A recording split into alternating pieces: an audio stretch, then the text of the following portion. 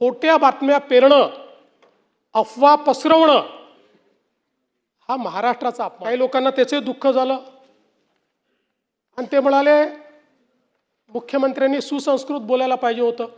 म्हणून नानाभाऊ जाऊन मी अभ्यास केला आणि आता मी भाडे के टट्टू हे माझं वाक्य परत घेतो आणि त्याला सुसंस्कृतपणे भाटक गदर्भ म्हणतो. जर कोणाला समजलं नसेल तर मग सुपारीबाज. पण मी तर काही सुपारीबाजांबद्दल बोललो. मी टोपी फेकली होती.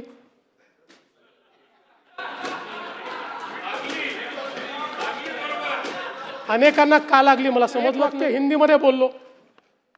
आता आशिषजी ते ज्यांना समजायला पाहिजे म्हणून बोललो त्यांच्याऐवजी दुसऱ्यालाच मिरची लागली. आणि आमचे मिमिक्री आर्टिस्ट मला म्हणायला लागले हिंदीत का बोलवर. जो काही त्या ठिकाणचा पूल आहे, केबल स्टेट ब्रिज आहे, त्या ठिकाणी जगातले सगळ्यात मोठे टनेल्स आहेत. याला एकही क्रॅक गेलेली नसताना, त्याचं काही नुकसान झालेलं नसताना 7,000 रुपये पाण्यात गेले, 7,000 कोटी पाण्यात गेले, 7,000 कोटी पाण्यात गेले. हा माझा अपमान आहे? महाराष्ट्राचाच अपमान आहे. खोट्या बातम्या पेरणं, अफवा पसरवणं हा महाराष्ट्राचा अपमान आहे. पण मी बोलता बोलता त्या ठिकाणी हिंदीमध्ये बोललो, भाडे के टट्टू. काही लोकांना त्याचे दुःख झालं आणि ते म्हणाले मुख्यमंत्र्यांनी सुसंस्कृत बोलायला पाहिजे होतं. म्हणून नानाभाऊ जाऊन मी अभ्यास केला आणि आता मी भाडे के टट्टू हे माझं वाक्य परत घेतो आणि त्याला सुसंस्कृतपणे भाटक गदर्भ म्हणतो. भाडे के टट्टू नाही, भाटक गदर्भ. आणि जर कोणाला समजलं नसेल तर मग सुपारीबाज. पण मी तर काही सुपारीबाजांबद्दल बोललो. मी टोपी फेकली होती.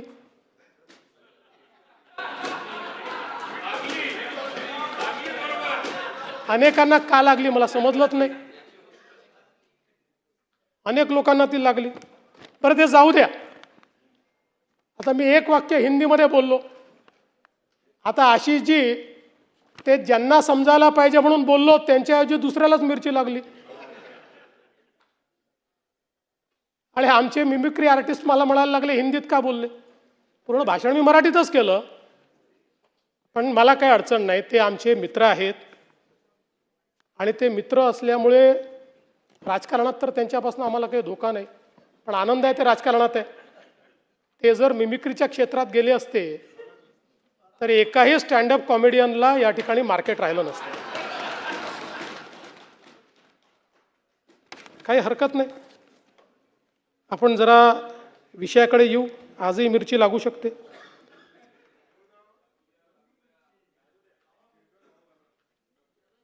अध्यक्ष महोदय, खरं म्हणजे दरवेळेसच अंतिम आठवडा प्रस्ताव आपला कायदा आणि सुव्यवस्थेवर येतो. अनेक घटना सांगितल्या जातात.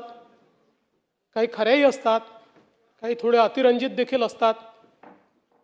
पहिल्यांदा सांगतो की ज्या विविक्षित घटना या ठिकाणी मांडलेल्या आहेत त्या प्रत्येक घटनेवर मी काही बोलणार नाही, पण त्याची नोंद घेतलेली आहे. त्या संदर्भातल्या नोट्सही माझ्याकडे आहेत. आवश्यक असेल तर त्या आमदारांना मी पाठवून देईल. त्या प्रत्येक घटनेच्या संदर्भात काय कारवाई झाली आहे हे आपण त्या ठिकाणी सांगणार आहोत. पण त्याचवेळी मला एक गोष्ट आपल्या निदर्शनास आणून द्यायची आहे की मी नेहमी असं मानणाऱ्यांपैकी आहे की कायदा आणि सुव्यवस्थेला उत्तर हे स्टॅटिस्टिक्सने देणं हे काही योग्य नाही आहे. हे पूर्वी पण म्हणायचो. मी विरोधी पक्षात असताना म्हणायचो, इतके वर्ष गृहमंत्री तरी म्हणतो. पण दुर्दैवाने या सभागृहामध्ये चुकीचं स्टॅटिस्टिक्स मांडलं जातं आणि मग महाराष्ट्रच कसा क्रमांक 1 वर आहे असं ज्यावेळेस सांगितलं होतं त्यावेळेस महाराष्ट्राची बाजू तर मला मांडावीच लागेल आणि म्हणून मला मग आकडेवारी या ठिकाणी द्यावी लागते. आणि म्हणून मला असं वाटतं की पहिल्यांदा तर आपण सगळ्यांनी लक्षात घेतलं पाहिजे की क्राईम रेट हा कसा मोजायचा असतो. प्रति 1 लाख लोकसंख्या मोजायचा असतो. तो जर ॲब्सोल्यूट क्राईम रेट मोजला जयंतराव तर नेहमीच उत्तर प्रदेश पहिल्या क्रमांकावर असेल आणि नेहमीच गोवा शेवटच्या क्रमांकावर असेल, कारण गोव्याची लोकसंख्याच 15 लाख आहे. आता 15 लाखात क्राईम होतील तर किती होतील? आणि म्हणून प्रति 1 लाख लोकसंख्येमध्ये आपण जर विचार केला तर देशातल्या राज्यांमध्ये आपण 7व्या क्रमांकावर आहोत, पहिल्या क्रमांकावर नाही आहोत. हे 7वंही आहे हे काही खूप चांगलं असं मी म्हणणार नाही, पण विनाकारण आपल्याच राज्याला गुन्हेगारीत पहिला अशा पद्धतीनं सांगणं योग्य नाही. म्हणून या ठिकाणी सांगतो की आपण 7व्या क्रमांकावर आहोत. आणि आपण जर बघितलं क्राईम अगेन्स्ट विमेन, महिलांच्या विरुद्ध जे अपराध आहेत त्यामध्ये महाराष्ट्र 9व्या क्रमांकावर आहे. तिथेही पहिल्या क्रमांकावर आपण नाही. क्राईम अगेन्स्ट चिल्ड्रन म्हणजे लहान बालकांच्या विरुद्धचे गुन्हे, यातही महाराष्ट्र 7व्या क्रमांकावर आहे, इथेही पहिल्या क्रमांकावर नाही.